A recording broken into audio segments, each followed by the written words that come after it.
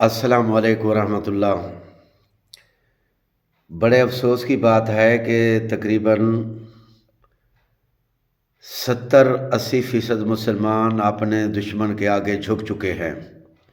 جی ہاں، دوسرے ملکوں کے نہیں، ہم پاکستانی بھی اور اکثر ممالک، اسلامی ممالک کے مسلمان اور ہم دشمن کے آگے جھک چکے ہیں۔ دشمن آپ کے نزدیک تو پتہ نہیں کون ہے، میں اس کو دشمن کہہ رہا ہوں جس کو اللہ نے دشمن کہا ہے، جس کو قرآن نے دشمن کہا ہے، جس کو پیغمبر اعظم نے دشمن کہا ہے، میں اس کو دشمن کہہ رہا ہوں۔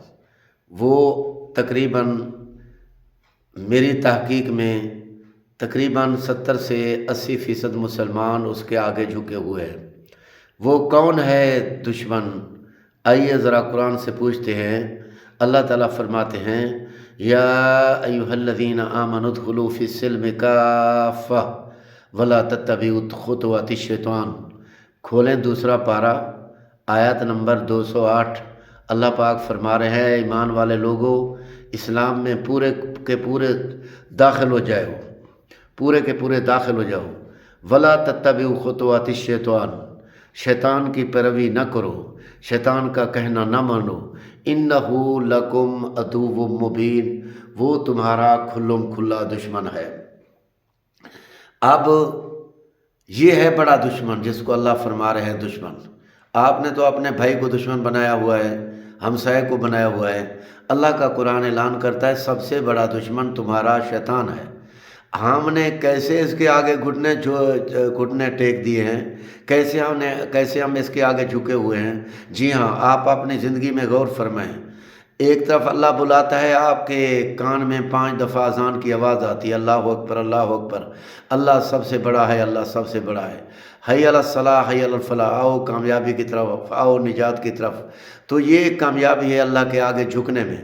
ہم اللہ کے آگے نہیں جھکتے کیونکہ شیطان نے روکا ہوا ہے، نہ جھکو۔ ہر وہ غلط کام جو آپ کر رہے ہیں وہ شیطان کے کہنے پر کر رہے ہیں۔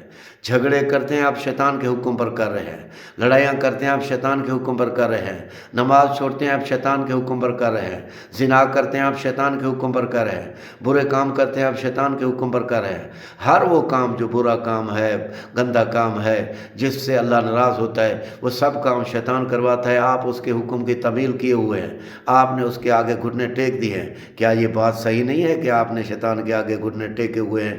کیوں؟ آپ دیکھیں، اللہ کے پیغمبر صلی اللہ علیہ وآلہ وسلم نے فرمایا 2 نمازیں منافقوں کے لیے زیادہ بھاری ہیں، صبح کی نماز اور عشاء کی نماز۔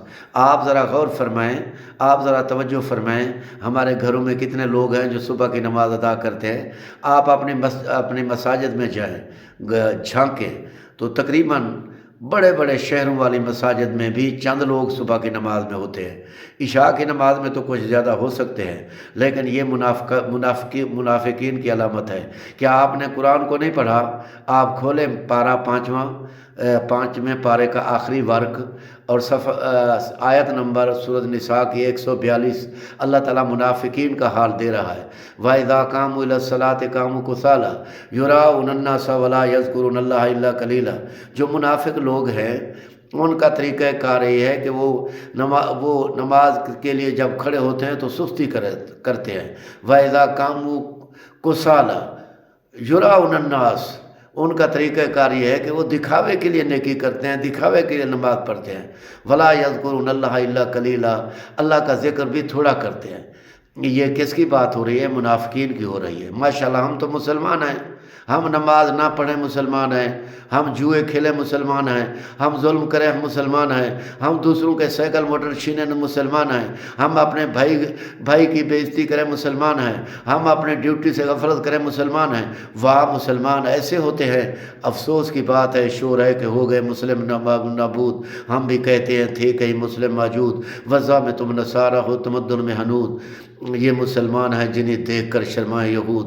یوں تو سید بھی ہو، مرزا بھی ہو، افغاں بھی ہو، تم سبھی کچھ ہو، بتاؤ کہ